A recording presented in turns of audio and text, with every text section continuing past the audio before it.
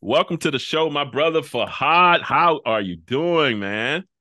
I am good. I am good. I'm hanging in there. It's fall in Florida, still a little hot, Mm. but we're kicking it. Getting Yeah. getting closer to the good weather, as I like to call it. So, Oh, oh man, my favorite time of the year. It's cool outside. It's coming. We praying it's get here soon.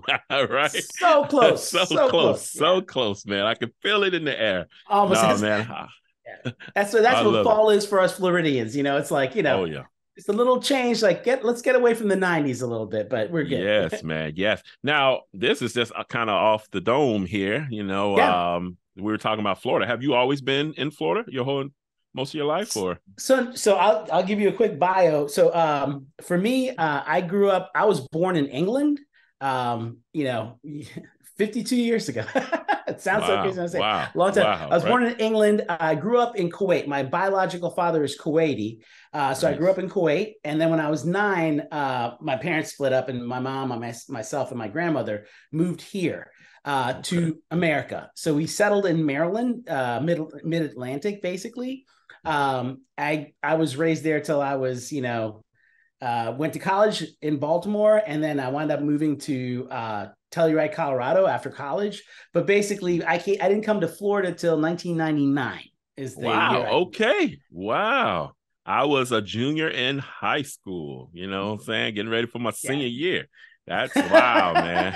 I Yeah, man. know, right? I was already, Wow. I was already, almost 30 at that point. But Wow. it was, That's amazing. and again, Florida was a draw that I would never expected. It was one of those things that came out of nowhere. That's cool, man. And why did you choose Florida? Was there a So particular reason?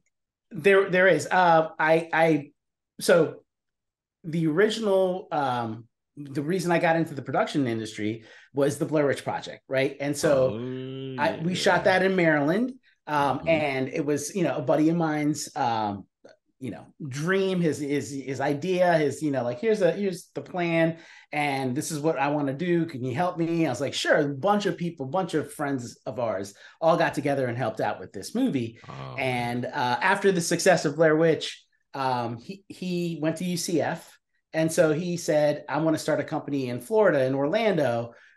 Are you willing to move to Orlando to help me, Wow. move forward? And I said, sure. And so that's when I came down in 1999, Blair Witch released right Wow. around that time. Yeah. Yeah. That's like, And wow, bro. I didn't even it, know all of this. yeah. That's what brought me down Oh, here. And then man. I wound up meeting my wife here, in Wow. about 6 months after I moved down.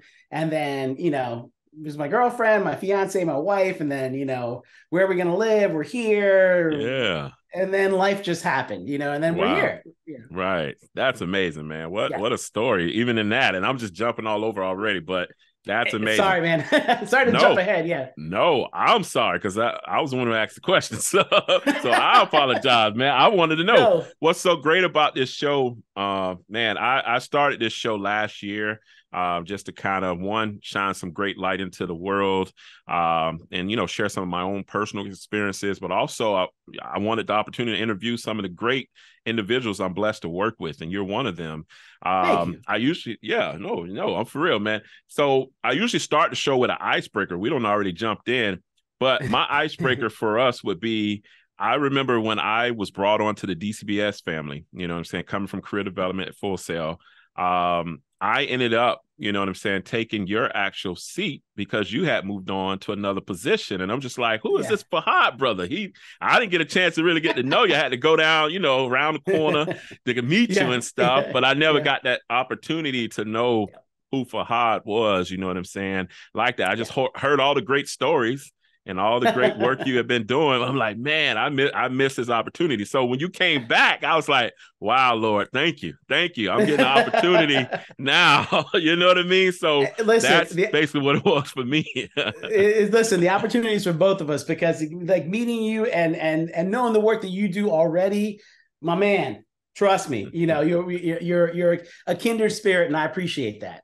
Oh, appreciate it, brother. Appreciate it. You know what I'm gonna say next is, I mean, I'm dying and waiting to my opportunity to get called, by my brother for some work. You know what I mean? Listen, You already listen. know. You No. already know. Honestly, man, I'm going to take you up on that. You're going to be like, Okay. why do you Why did trust I? me? I'm gonna throw you into a No. fire. You'd be like, oh, all right, yeah, Hey, that is, yeah, it'll be, I hear you're known to do that, so I'm ready. yeah, all right, man. I'm I so didn't know ready, that. bro. I'm gonna But pull you no, into the fold, uh-oh. 100%. Oh, okay, okay. Yeah, But no, man, I appreciate you taking time out your busy schedule to absolutely. join us on this wonderful journey, man. So let's jump into some of these questions, which I'm Sure. dying to know, which is great. So we kind of talked about already. We jumped into this, how you got started kind of with the Blair Witch Project. What inspired you to want to do a career in film and television? So, honestly, I think just growing up in our society, in our culture, media is such an influence, and it's always played the part, and again, like I was saying earlier, like, I grew up in Kuwait when I was until I was 9 years old. And so my influences just in general, like when it was time to play, you know, you know, cowboys and Indians, but cowboys and Native Mm-hmm. Americans. But but back in the day, like you would play like these things. These were all influenced by things you would watch on television, and it was not made in Kuwait. Like what I was watching was made here in this country, and I realized Right. from an early age, like Star Wars was something I saw. When in the theater in Kuwait in the 70s, in the end, in like 1978, and being blown away and being like, this is cool. And so as I, as the opportunities came along and realizing this is something I can do, I can help out Right. with, Mm-hmm. it was an easy kind of like, I really want to get into this. I really want to do this. But then going back to Blair Witch, it was a friend of mine that kept like, he was Ed Sanchez is the director, or was the director of the original Blair Witch Project. And he was, we all have friends growing up in high school, middle school, like especially back in the day. Back in the day when we didn't have phones Right. as our recording devices. If there was, you always had a friend that was like the guy with the camera, and like, Yeah. Oh yeah. like, hey, I'm gonna let me record that, like, oh, Right. okay. That was Ed. And he would always, Mm-hmm. be like, hey, let's do this cool new music video. I have an idea for it. And it'd just be like some popular song that we would like lip sync to and like, Yeah. mess around with. That evolved into eventually, he went to UCF Film School, and then he said, like, hey, would you ever want to help me with, something bigger? And I, something that, again, it was a student film. Like, so, Yeah. like it wasn't a student film, but um, it was along the lines of one where it was like, just, Yeah. I need help. There's no money, I need volunteers to come in and help. And if something happens, something happens. And if it doesn't, it doesn't. And so for most of those types of things, nothing happens, and you just, go Yeah. into it. So for me, it was, yes, I've always wanted to do it because it's been a kind of a dream. And then all of a sudden this opportunity happened, and I kind of just did it. And then it turned into like, do you want to work in this industry? Yeah. Yeah, I want to work in this industry. But but even that was, you're not getting like this, carte blanche, like where you're like, I'm going to be a producer, whatever. No, I was, I had to start from the bottom. You have a foot in the door. And then from that point on, you take it where you need to take it. Man, what a journey, bro. I'm excited to be here. Like I'm all ears right now. I don't know if the listeners have their paper and pencil ready, but I'm ready, man. I'm ready. This is nice, man. I'm just all smiles. But all right, so tell us a little bit about your college experience, because some of our listeners, they Sure. probably in school for some of this stuff. You know what I mean? Absolutely. Absolutely. So my college experience, I went to Towson. At the time, it was called Towson State University, but now it's just Towson University. Was it was I was a mass communications major. Again, knowing that I wanted to get into film, but it wasn't a specific. It wasn't at the time. It wasn't a film school. So I did everything I could, helping out as many people as I could with whatever projects they had, and so that was my entire, college experience getting into things. College for me, more than anything else, was getting to understand, because it wasn't so much the, for my personal experience, I didn't have Full Sail. That was, you and I teach at Full Sail, right? Yeah. And so I say this to my students all the time.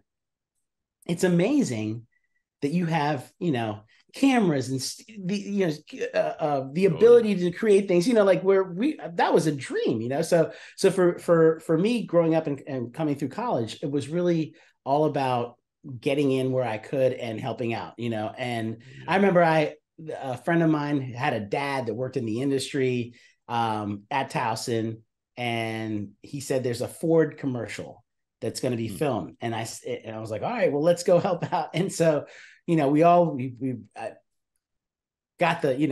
the bus to get it, get over to that side of town and so on and so forth. And it turned into one of these commercials back in the day where it was like 50 cars with their headlights on. And when they yelled action, every car moved forward. And like, it was like, like a regional spot where they would like roll the print in front of it, Wow. And that was it. I was one of the people driving one of the 50 cars. And I was like, well, hey, I was part of a Ford commercial, but Oh yeah. But so college for me was just kind of a time in my life where I was trying to be as opportunistic as possible. Yeah. Oh yeah. Now, how was it after college for you? You're in this transition of trying to figure out, hey, do I want to move forward with this industry? I want to break into this industry. How was it after you? After college, excuse me. So after college, it was exactly that. I wanted to break in where I could. And, I applied to places in DC because Towson is in Baltimore. So I grew up right outside of DC. So applied to a bunch of production companies outside of DC, had possible intern opportunities at one place that fell through. All sorts of things were happening. This is, again, I'm dating myself now, but 96 was the Olympics, and that was right after I'd gotten out of school. And so I was trying to get to Atlanta to see what I could get into there as for media, because there was all sorts of stuff going on there. And right around that time is when my friend Ed, was like, hey, I got this thing if you want to help out with. So I was doing that, sweet. Just helping out. And that turned into something that I, in my mind, had convinced myself this is not going to be anything, because I'd worked on a lot of student, helping friends with projects and their films that just basically didn't pay anything. And, it was a great experience, but that was all you got, which is still a great thing, Yeah. So, and I was happy with that, I was, then that, I had no issues with that, with putting in my time. And so I started helping him, and he said, hey, you want to go to New York City? We can go ahead and we're going to try to cast for this movie. And, and again, explaining the movie itself, like starting to get into Blair Witch, was like, it is all improv. And so there's no script. How do you audition actors for no script, right? And so we would do that. So we went to New York, and he taught me this whole thing. Like, and there was 4 of us there. We each had our own table with a camera, and it turned into this thing. Ron, honestly, it was more than 500 people showed up in the course of the day. And this is 1996. Like, Blair Witch was nothing. Like, it was just this. It was just like this experimental thing. Like, we're going to put actors in the woods, and they're going to do their thing. And so we auditioned in the East Village in New York. A friend of a friend of a friend of a friend got us some studio or a place, like a room that we could pull people into. There was a line outside coming in. And so the audition consisted of improv. So it was like, okay, so, you just got out of, you're up for parole for your second time. You were convicted of, murdering your wife. Tell me how you're feeling, and tell me about your, what you can tell me to get for me to approve your parole. That was an example. Or you just won the lottery right now. What are you going to do? Tell me right now. And so those were the questions we would ask, and the actors would have to just play off of whatever you were throwing them. And so that's kind of how we came up with it was a different way to cast anybody at the time. And it was, and at the time I thought it was like, oh, this is cool, but I'll never know, but we'll walk away from this. But now it's one of those things that I'm like, okay, it's kind of, it was really cool, so, so anyway, so that was one of the things that kind of first things I did out of college. Yeah, that's amazing. I mean, 500 actors. That's a lot. My biggest, I think it was a short film, and we saw probably over 200 actors. I think it was, but That's that was really probably good. my Yeah. biggest cast. Yeah, and it was crazy that day. Like we had to literally fight to get a lunch because it was just constant boom, boom, boom, boom. You know what I'm saying? You're trying to see everybody. So I'm like 500, bro. That's It was, yeah, that is like honestly, wow. Ron, it was crazy. And again, it was, there was more, like, like we didn't have like, whereas for you, it was just like, you're going to cast, we just kind of split Yeah, it up and videotaped everyone because there's so many people. Like, we're just going to right. like let the directors watch the tape and figure out, Oh, who's, gotcha. who's good, Yeah. who's bad, that there's no way that everyone could put an eyeball on everyone on one day, so we That's had true. to expedite, if you will, Yeah, no, that um, was a great way to do it. it, How you broke it yeah, up. yeah, it worked out really well. It worked out really well. Wow, wow. So yeah, that's crazy, bro. It's great stories, man. So what were some things that you wish you would have known before your career took off? You know what I'm saying? Whether it was with Blair Witch Project, even after Blair Witch, because I know you started to get a lot of calls after that. Yeah, honestly, like some of the things that I wish I'd known in hindsight. I mean, over the course of that was 1999 was Blair Witch and moving to Orlando. When it was finally like a thing. So we're talking 24 years ago. And the words coming out of my mouth sound so funny when I say that. 24 years ago. But it definitely it was one of those things where if I had to, if hindsight was 2020, I could see so many others along those 24 years. I can think back 2 years and think like, I wish I'd done that different. I wish, Right. meaning my point being is that you're always learning, you're always, so that the learning aspect is part of what makes you wish you'd done things differently. Right. And like, Yeah. and so we do that on a regular basis. Like, again, going back to 2 years ago, going back to yesterday, Right. like it's Right. like, Right. hey, I might have wanted to do that different. But the big lessons that I think I saw for myself were, you know, I really needed to believe in the concept of surrounding myself with good people and people that are, like-minded and have the same vision, interests, so on and so forth, and stay with those people. Not that I didn't do that, but there's parts of my, like as I was coming, like in the early 2000s where I would, go towards this shiny light over here and this glittery Mhm. thing over here. Whereas I should have just at that time, like just stay the middle course. It's a lesson I learned eventually, and it's been to my benefit. If I'd learned it earlier, it would have been better. Yeah, I understand that, man. No, that's a great answer there. Now, when you were transitioning, out of college and all that great stuff, was there any odd positions or jobs that you had to take before that career took off? Because that's Yes. the biggest thing. Like what, Yes. you know? Yes. Yes.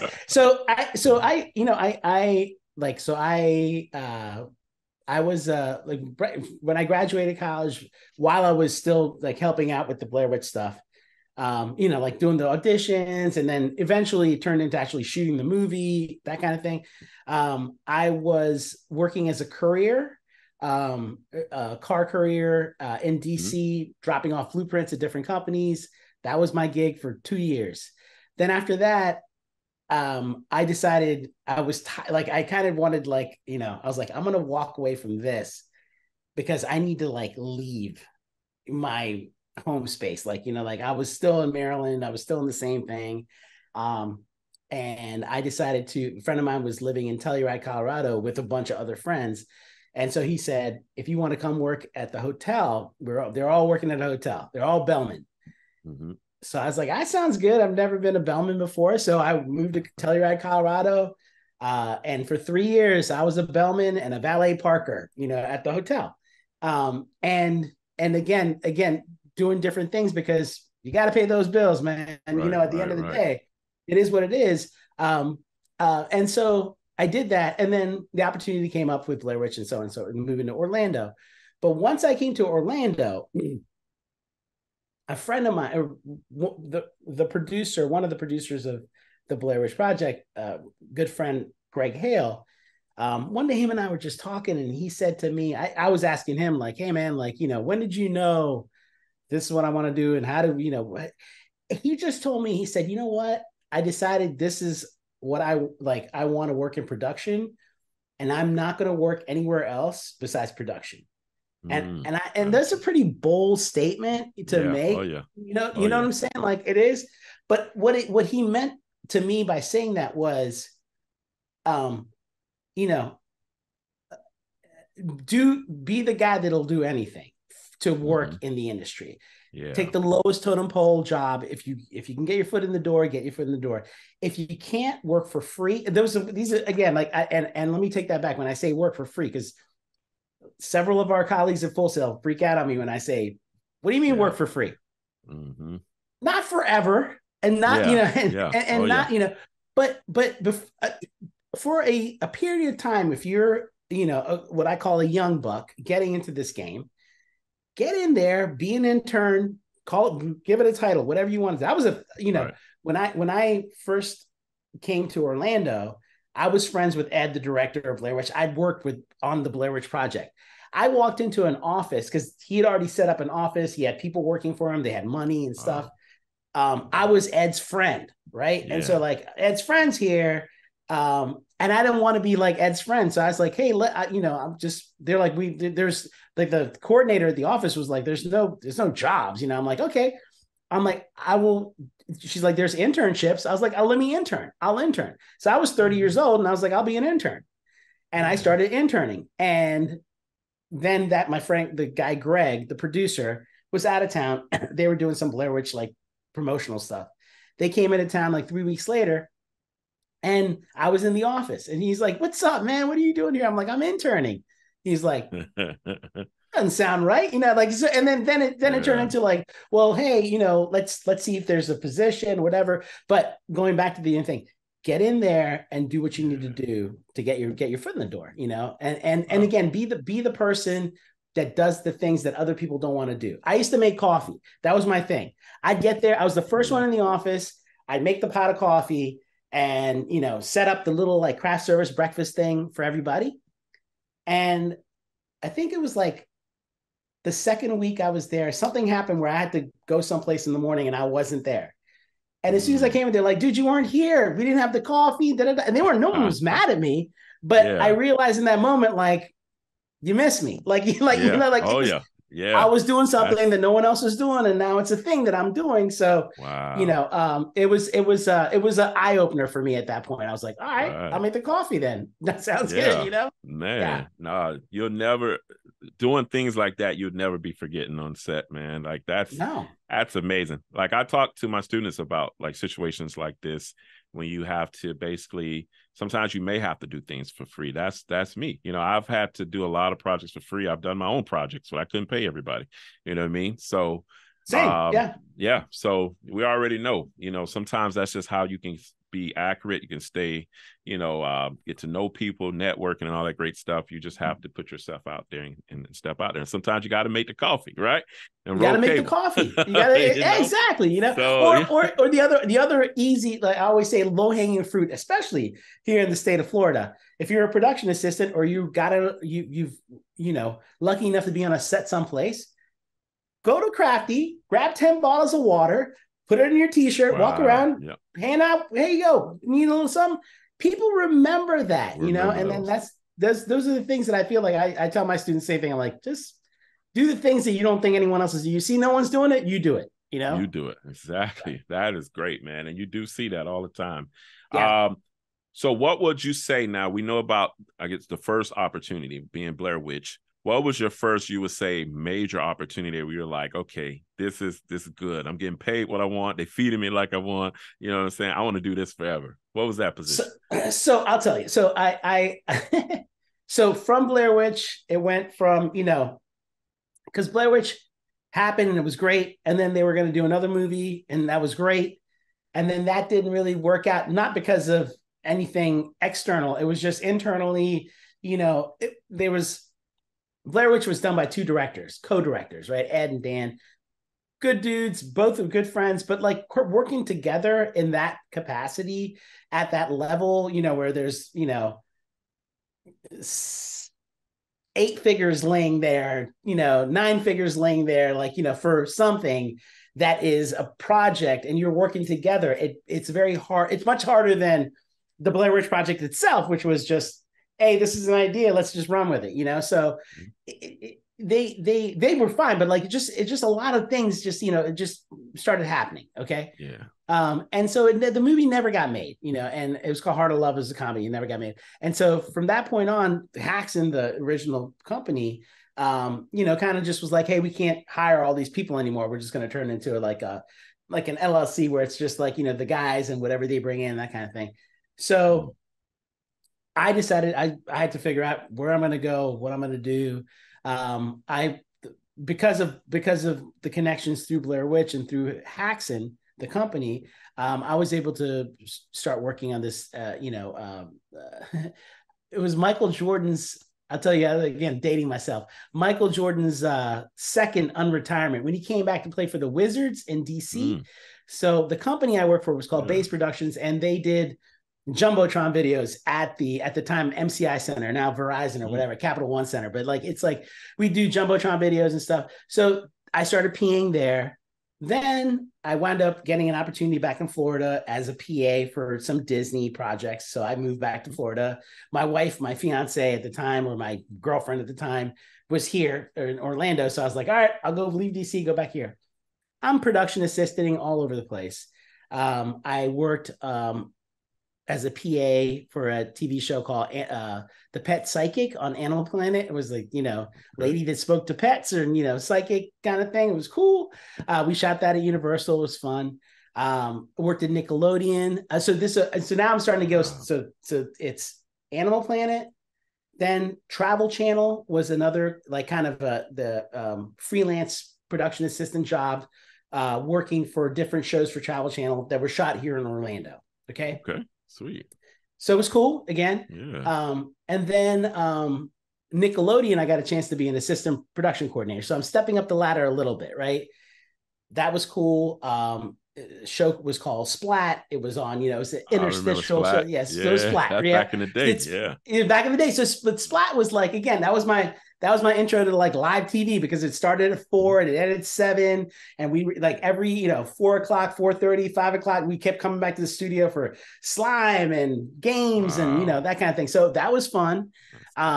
And then a good friend of mine was just starting to work on a TV show called Dr. G Medical Examiner, which wound up being my, like, where I call, you know, where I made my bones, if you will. But like, you know, that's where like, I was hired as a coordinator. So I just put the shows, you know, put the crews together or whatever. He was the producer.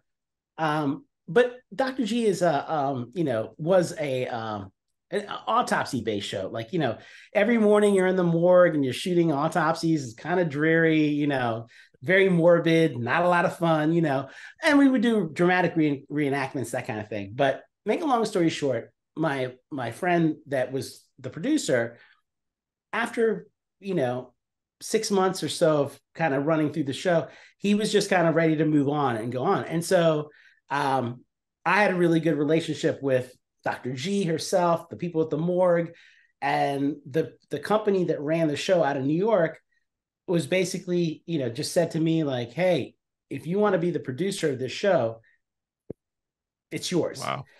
Yeah. And again, it was just one of those like, okay, like, you know, like I wasn't a whole lot. You know, like, all right. Yeah. So that was but I went from being, you know, like production assistant, slightly a coordinator, associate producer, like just these kind of like, you know, like helping along the way, to just being the person in charge of the show. And it was, you know, it was one of those moments where I you can't say no, but the pressure that brings is enormous. You know, all of a sudden you're responsible for a lot more stuff than you were before. So I figured it out really quick, you know, and that 7 years I spent on the show as the producer. And that was that was how I learned a lot of my, you know, way around the industry, if you will. Wow. What a story, man. What a journey. You got the best stories, bro. If only, man. Like, if only. We're going to call these the come up stories. You know what I mean? The come up stories, right? A lot of them. I'm full of them. Yes, man. This is great. So tell us about a time you failed and how did you overcome that situation? Okay. Let's see. there's been multiple times that I'm trying to pick the best one that I failed. I mean, I'll just give you an example of, like, in the producer world story of Dr. G. I'm a producer of this show, and I'm figuring out things that we teach our students already. So, but I'm learning it as I go, right? I didn't have the knowledge. I didn't know about film permits. I knew about them, but I didn't know about them, right? Things of that nature. So the one story, and actually Ryan Funk is part of this story as well. He was on set when this actually happened, but I failed big time because I was supposed to, you're supposed to check we're shooting in a apartment complex called Kingswood, and Kingswood, here in Orlando off Lee Road, it's basically like a complex. It's got big like walls between it and the next complex. And I explained further. We were shooting a scene where a drug deal goes bad. So we're in the apartment itself, shooting everything inside. Because Kingswood is a private property, I had asked about getting a permit for Kingswood months before this particular shoot. And I was told by the, film commission, it's okay. It's a private property. Just make sure you have their permission. They sign off and you're good. Good. What I didn't realize is that's okay if you're shooting inside someplace and there's very little footprint outside. This particular shoot turned into the drug deal goes bad. The lady runs out of the drug dealer runs out of the apartment, like second floor apartment, coming down the steps outside. The bad guy comes behind him with a gun, and we didn't have a gun on purpose. So it wasn't that crazy. But the girlfriend runs, there's three people. She's the third person out the door, and she yells like, oh my God, stop. You're going to kill him. No. And even though we weren't shooting the actual bang, bang, she was screaming like we were shooting the bang, bang. Now we have cameras all pointing up at the thing. It's lights and stuff, But remember those walls I was talking about? The people on the next apartment complex could not see any of the camera crew or anything. All they saw was going on the second floor and whatever, right? So I move on to the next scene. I'm inside, and all of a sudden I hear, like bang, bang, bang, whatever. And so like I see people stop moving. And I'm like, look back, and they're like, I hear this. Who the hell is Fahad? And I was like, that's me. I was like, that's me right here.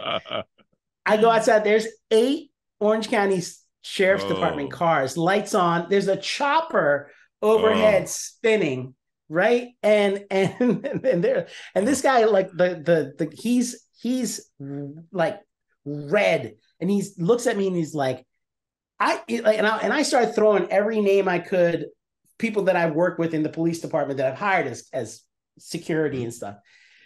And I was like, Officer Carlos is one of my friends. I'm so sorry. I should have called the film department, the film office rather, and made sure this was okay. But I've been told it was okay. I didn't realize that it's my.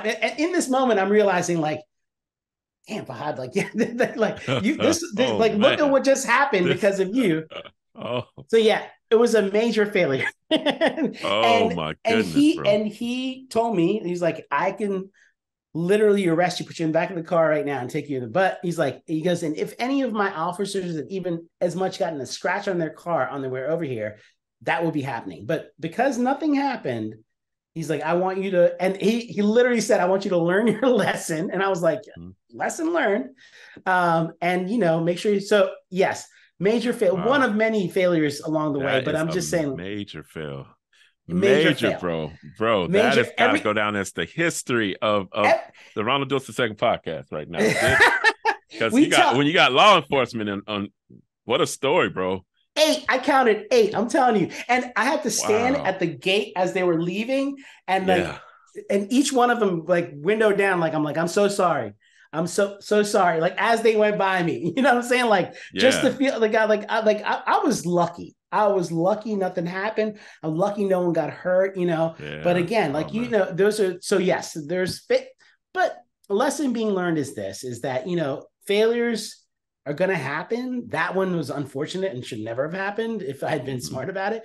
But you got to learn from them, make sure you don't repeat them, and let people know about your failures. Like Yeah. I Oh tell yeah. that story as many times as I can because I want people to know, Man. like, especially in the industry, like, don't Yeah. mess with permits. Like, Right. like it's a Right. big thing. Right. Yeah. So yeah, so that would probably be my next question. So as a producer, you know what I'm saying? We know how it is now. What could have you've done different? Because you did reach out to the film office.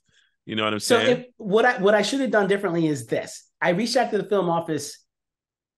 We shot there before, so I reached out to them before. They said you don't need a permit. I said I'm good. What I should have done, and good practice is, even if they've told you they don't need a permit at this, you still call them and tell them, hey, I'm going to be shooting at Kingswood. Just wanted to let you know, I don't think I need a permit, but we'll be here. We'll be at that place from this time to this time on this date. And that way, if they get a phone call from Yeah. anywhere in that surrounding area telling them this is going on, they'll hold up. 911 will know that there's something going Right. on, and then they Mm-hmm. will kind of be like, all right, flag this. Don't send 8 and a chopper, send 1, and Right. and see what's going on, and then maybe flag it from there. So Wow. Okay.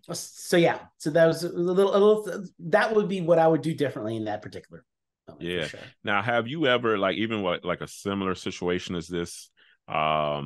Is this something? This is just more so for our students and even people like myself that kind of are shooting things because I've used weapons on set. Yep. Has there been a time that you're like, hey, maybe we should call law enforcement, and have them present, or is that something the film commission decides for us? You know what I'm saying? So for that, it's like, so this particular time there was no weapon.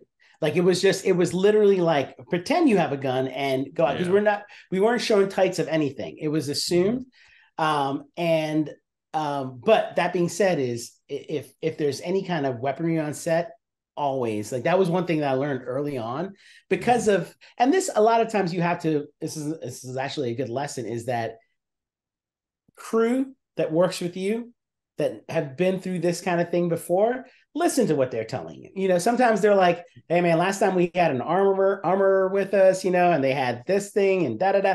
It's Oh like, yeah. okay. And then you start asking those questions, and then it turns, and so with Dr. G, because of the nature of the show, it was always, so to fill in, people that are watching, in the sense of, how does someone wind up in the morgue, right? The morgue is specific. It's an unexpected death. And so, like, that could be a heart attack, a gunshot, a car accident, a drowning, things. It's not cancer. It's not anything that your doctors knew was happening. You don't go to the morgue if you've been sick for a while. You go to the morgue if, like, something happens overnight, So because of the nature of the show, I would deal with a lot of things of that nature, where it was like, we would have, let me backtrack. We used to do dramatic reenactment. So and so died. How did they die? Well, they died from a gunshot. So then we would have to, like, have that as part of our reenactment. And then when we do that, we would always go through the legit, Gotcha. the armorer that knows what they're doing, and or if it's a fire, then we would hire, like, fire departments that would, done a control burn before at different places, that kind of thing. Nice, nice, man. Wow. Yeah. Some great stuff, man. This is some really great information. That's why, Sure, man. like, just hearing that story brought up all these other questions. So I'm glad to Keep hear that, copping it, man. man. I'm Motivate, good. motivation. All right. 100%. Yes. All right. We're gonna take a kind of different turn here. What Yeah. are some key elements that you think every filmmaker should have when working with different filmmakers on set?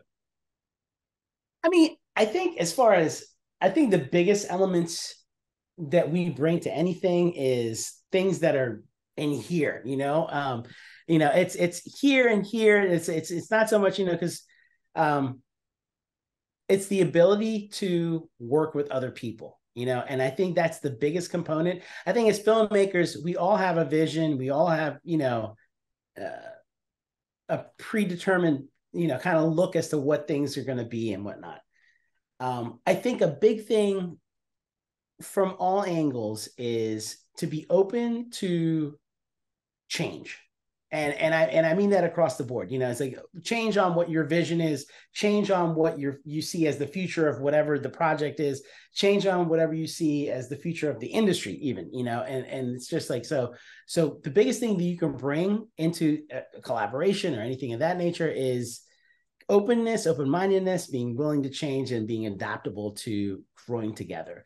I know it's cliche. It sounds like, it's just kind of like, words, like people just say like, oh, I'm open. It's much harder to do than, anyone realizes. And I think that knowing that before you go into something, or before you show up to a set, or before you go into, anything, knowing that like, hey, I'm going to need to be open about things and figure out what's up, and, work with others is a big asset. It's a huge asset.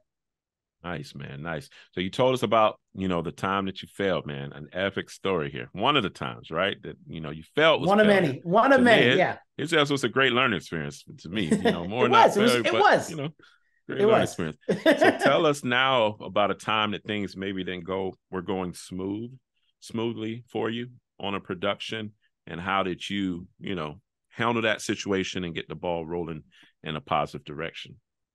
When things weren't going well, you're saying, like, where it's like, so, I mean, actually, that happened recently in this last job that I was in Maryland, where there was things that were going on. I mean, again, it's a feature, so it's different, right? And so it's a longer haul. And so morale is a big part of features, right? I do a lot of commercials. I do a lot of smaller projects where you're in there for like 2 days, 3 days, 5 days, 1 day, and you're done. 18 days, 20 days, 20 plus days, like that turns into like, you really have to keep things moving. Otherwise people start falling apart. And so for me, this last project, we got to a point where morale was low. It's hot. It's August. Even though it's not Florida, it's Maryland. We were shooting at a summer camp. There was no air conditioning. We're shooting in cabins, easily 90 something plus, 100 something plus inside the cabin. Because, when you had to roll audio, you turn everything off, everything off. So you're just sitting there baking, like dripping as you should. So we got to points like that. And I just decided to just go to each individual department head and then people in the department, just to say, hey, like it was just a little bit of it was time for, a little time for a pep talk, like, hey, we're killing ourselves. I see you killing yourself. Let's figure this out together. I know you, and everyone had, you had to personalize each one, because everyone's got their specific, like, well, I tried to do this and this happened. I'm like, I know, I saw, here's what I do there. And so sometimes you just have to like get in there, get your hands dirty and fix the right yourself, even on bigger projects where you have to like, will it, to get to a positive place. And so we turned the corner. Like it was within a day of me going around to each department head, and department head and specific people in the department, to talk to them about things that are happening and how we can improve. And let me backtrack and say this, that I've kind of skipped over: listening, right? Listening to what they're telling me. It's another big, huge thing for anyone that's ever going to be a producer or director. It is not about you as much as it is about your ears, hearing what people are saying to you, and then making the choices, right? And so it was a lot of that. It was a lot of listening and figuring out how we can, fix things.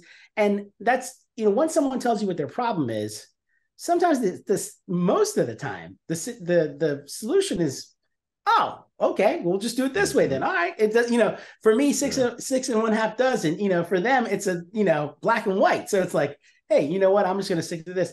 And so, it turned into a thing and that's definitely something that throughout my career, if I ever see things like going off the rails, I'm quick to just say, my bad. I'm sorry if I'm doing something wrong. Let's figure this out, see what you need to do, and listen to the people. Because honestly, if you're humble with people and you're good, about things like that, then people are going to want to work. They're going to want to do things for the good of the project. And that's the good of you. And, and it's just a feel good at that end. Yeah. At that point. That was the last time, just last month, that things kind of were headed south, and we swung it around, and made it through successfully. Yeah, my wife's mother always would say, and I don't think it's exact words, but kindness, sweetness, labor, sweetens labor. So being nice to people, even if they're doing a lot of work, it could be the simplest thing as, hey, do you need some water? You know what I'm saying? It is. It makes It life is so the much easier. it's the classic pinch of sugar, right? Like it's Right. you get a lot more with a pinch of sugar. Like, and like I've like that's something that like I've heard growing up forever, but it's true. And and sometimes it's even like even people that are, because it in production, in life, there's going to be people that are going to be jerks and Right. aggressive and defensive and possessive. A little pinch of sugar, give them a little Right. something, something. Be like, hey, it's okay, man. It's all good. Like, even if they're aggressive towards you, just absorb it, say, all good. We'll figure it out. All good. It takes a lot out of that sting and it makes things Yes. work better. Oh yeah. Oh yeah. Says the person that blew at me on the road today. No. No, we had this situation. I'm gonna put them on blast, but no, we had a Yeah. situation. My wife and I, we were coming, I think, from the store, just dropped the boys off at school. It's gonna take our daughter to the park. It's early, getting our walk on. Yeah. And somebody was crossing the street, you know what I'm saying, right when the light turned green. So I'm not gonna run them over. They're crossing No. through the crosswalk. And Yeah. so I just wait. The person behind me want to blow. And I'm just like, my natural reaction was to blow back at them. But some say just don't let them steal your joy. And then I was like, they must don't see the person walking. And of course, my wife like, yeah, they'll see them soon. So, but it just, to me, it's like our natural reaction. We want to react. We want to do something. You want to flick them off. You want to blow them. You want to curse them out, whatever it is. But in Yep. that moment, if you just think about it, it's not that serious. You know what I'm saying? And it make you feel so much better that you didn't waste energy on that situation. I listen, Ron. I agree. I concur 100%. That Oh my happens to me goodness. more than you know. Where I'm like, but you got to be cool. You're like, all right, man. Yeah. And then the side note is, of course, in today's world, I don't trust anybody. Like if Right, someone's honking at me, that's I'm true. like, you know what? Keep honking, man. Right, I'm not gonna say anything. Like, you're good. right. You good. Ain't You're even that fine. serious. They ain't that No, serious. I'm good. I can't hear anything. I'm I'll good. move out your way. Move out your way. But yes, man. Crazy, crazy. You're right. The It world is crazy, man. All is. right. It is, So man. you've worked in so many productions, man. So many that even count. What would you say would probably be your most favorite experience, in your career? In my career, that's a great question, Ron. I mean, I've had a lot of cool experiences. You know what? I've done. I did things. A lot of things at Disney. A lot of my videos that I've done at Disney. A lot of those, like there's we've done things for kids with disadvantages that we took through the park, and I'm just videotaping them having these are kids that are socioeconomically challenged and and have been just kind of like not necessarily give kids the world, but like it's basically it's not a medical thing, but it's a wish that they could never afford, and it was granted to them by this one organization. And so we did videos for it, and it was some of them, like I can probably start crying talking about it right now. Like it was just like watching these kids like come to Walt Disney World. And to me, I'm making a video for Walt Disney World, so I'm marketing. Yeah. I get it. Like feel all evil. Like I'm like smile a little more. Like, but in reality, like it was legit. When we used to shooting so many B-roll actors, like enjoying an ice cream cone, or like whatever. I do a lot of marketing videos for Disney, and it's always that kind of thing, which is fine. But when these were real experiences with real kids going through that with their families, it was extremely like wonderful. And again, I had conversations with the parents about different things, and they were like, we never thought we could do this. We never thought this would happen. And so again, and for as much as, I'm always one to like knock on Disney being the evil empire. And, I love Disney. Mm-hmm. And I mean that in the sense of like they're a corporation. So it is a corporate thing, but there's things that they do that sometimes I'm like, that's pretty cool, man. There's certain things that I know that it's marketing and I know they're doing it, but at the end result, is good, and it's spreading a little bit of joy in the world. So yeah, those videos. I had a great time doing things like that. Man, that's amazing. So next question for you would be, how do you get a company like Disney? All right, I got to look at my list. All right, Publix, Universal Studios, Carnival, yes, ESPN, and BP. How you get these major companies as clients, man? Like, how? The biggest thing, honestly, it's networking. It is networking. It's like, like BP is a client of my friend Eric Steinberg, who's, one of my best friends, who I've worked with since I got him his first job as a PA, 20 years ago. And so he always, as he's like, executive producer and different things, he's always like, if you, how about this? I'm like, all right. So networking. And when I say networking, you never know, the saying is, today's PA is tomorrow's producer. And so a lot of people that you think, like, are just, here, you never know where they're going to wind up. And, and if you're, and not that I definitely would never be fake with anybody. I'm a pretty friendly guy. So I'm normally being myself. If you keep in touch with certain people and whatever, it turns into jobs. So like every organization that you just named came through that. Disney is because I'm in Orlando, there's multiple like friends that work at Disney and that I've, worked with at Disney that have expanded and then said, hey, how about you want to try, you have a company, you want to try this, that kind of thing. Nice. Same with Universal, these companies just basically, so it sounds very like, it always sounds more impressive than it is. But at the end of the day, it's like, that's Joe Smith and John, whatever. Like, it's just right. X amount of people that we know. And they, that's how you network through them, you get your work and you go ahead and continue. And then once it is snowball, once you get X amount of clients, then you lay that out and you lay out your videos, and you lay out your reel, and people look at that and they're like, oh, all right, well, let's give this guy a shot, and so it grows from there. That's sweet, man. Very sweet. I love it. Love it. Love it all. Dropping a lot of nuggets now. Now I'm trying. Right. You've already dropped a lot of nuggets. What advice can you give? What advice can you still give after all you have dropped, right? You dropped the nuggets. So what advice can you give our listeners that are getting ready to graduate soon and they're about to try to work in this industry with all these strikes on? I'm going to throw that in there too. What advice can you give them? I've already said it tonight, but I'm going to come back to it because I think it's extremely important. And I owe my own success to it. And I feel that it's one of those things where had not someone said it to me, I wouldn't think about it as much as I do. Be the person that wants to do the thing that no one else wants to do. I know that sounds crazy. That's it. And it sounds like I know it's such a nebulous thing to say. What do people not want to do? Because everyone wants to do everything.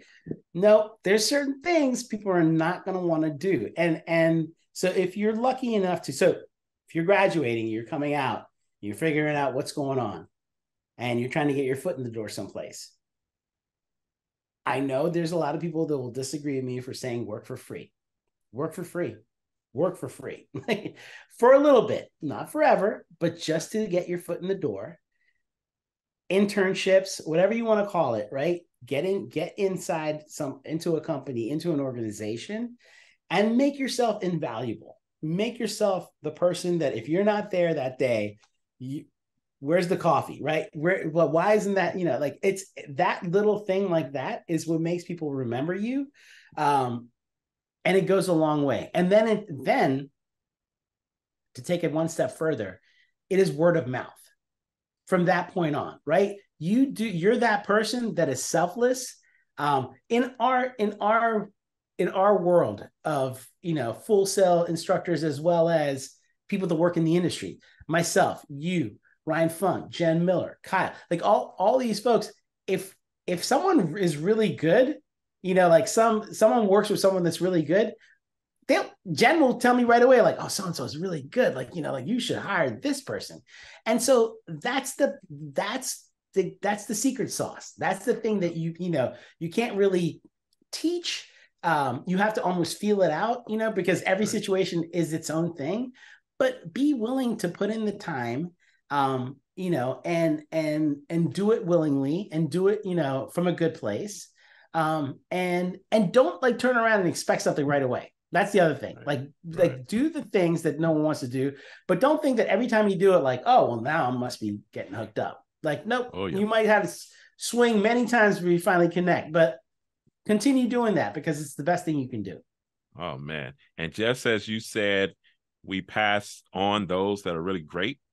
It's a nice little circle, but we also say those that are not so great. You know what I'm saying? So always remember that. Listen, it's 100%. I've turned opinions on people where I'm like, oh, so-and-so is really good. And then this person and this person and this person are like, no, man, no, this is what happened with this person. And I'm like, oh, I must have seen. Then you're right. Then you realize like, oh, there was a show going on for me. But then when other people saw them, it was a little different, and this is another little bit of advice for anyone that's listening. If you're breaking into the industry, the place you're going to get your most jobs from, are from other people, from your other peers, right? So meaning that this happens with production assistants all the time. I need 4 production assistants for this shoot for 3 days. I have 2. I need 2 more. Who do I go to? I am a, middle-aged man, older-aged man, whatever. Like, I don't know PAs, I'm not in the PA loop or whatever. Who do I go to get the PAs? I go to the PA that I have and say, you know any PAs that are good? And again, it's same thing for them. They're bringing in people that if they bring in a clown, it's going to look badly on them. They bring in a rock star, it's going to look good on them. So they're going to motivate to bring in the good people.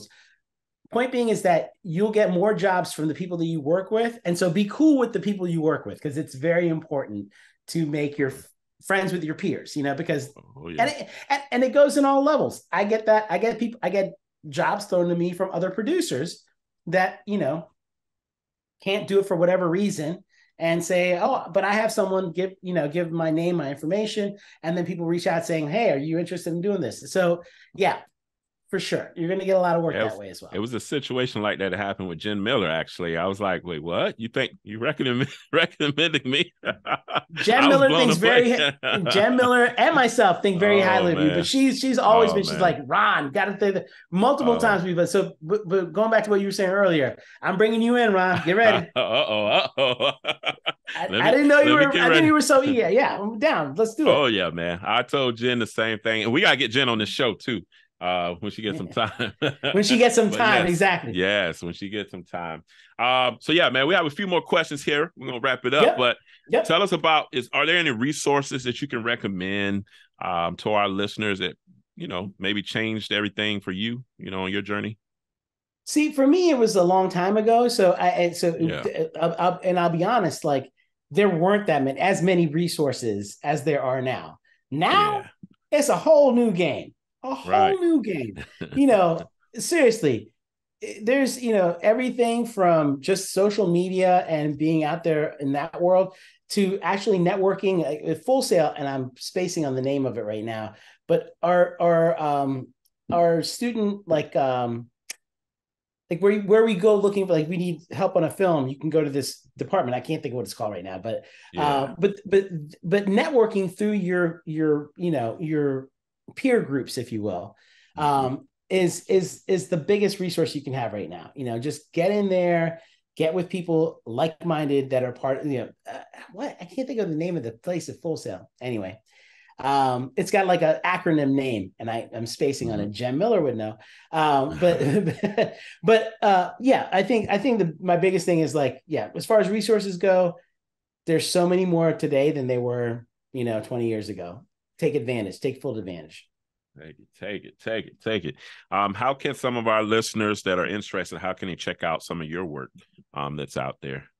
So, that's one thing that Jen and I, because we have a company together, always been talking about putting together a website, but I've yet to do that. Check out any of my work. Honestly, if you go to the Disney Parks blog, which is the main marketing website for Walt Disney World, a lot of my stuff, a majority of my stuff is up there, and it is always revolving and continuing.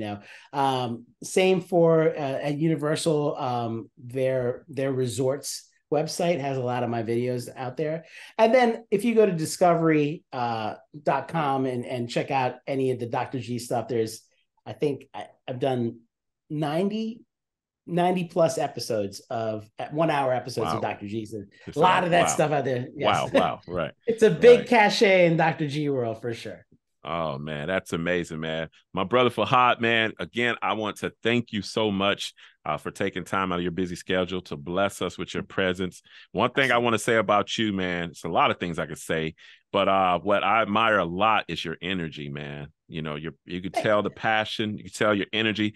Like even it could be a meeting, a meeting at work, what I'm saying? You come on the microphone, it's like, there's Fahad, what's up? And it's like, you know what I mean? Like you just have this certain vibe and energy, man, that can kind of just turn any day around. You know what I'm saying? So I appreciate you, man, being that individual that always hype me up about everything, just to hear the sound of your voice and the energy you have and bring and excitement, because you do so much for our students, you do so much for our team, at Full Sail, and you do so much, I'm sure, for your family, man, and all those around you. So thank you so much for being that awesome individual that you are. Do you have any final thoughts for our listeners? No, man, listen, it's been a pleasure being here, Ron. Thank you so much for having me. Final thoughts, stay in there, guys, hang in there and continue making product and believing in yourselves, because at the end of the day, it's about you, right? You are the person that's going to pull yourself through. You can have your family, your support, your friends, all this stuff. But if you're not into it, it ain't happening. So it starts with you and it goes from there. Baby steps, one step in front of the other, keep moving, eyes on the prize. Nice, man. Thank you so much. Thank you all for tuning in. Stay tuned for more great episodes to come. All right. Stay blessed, everyone. Stay blessed.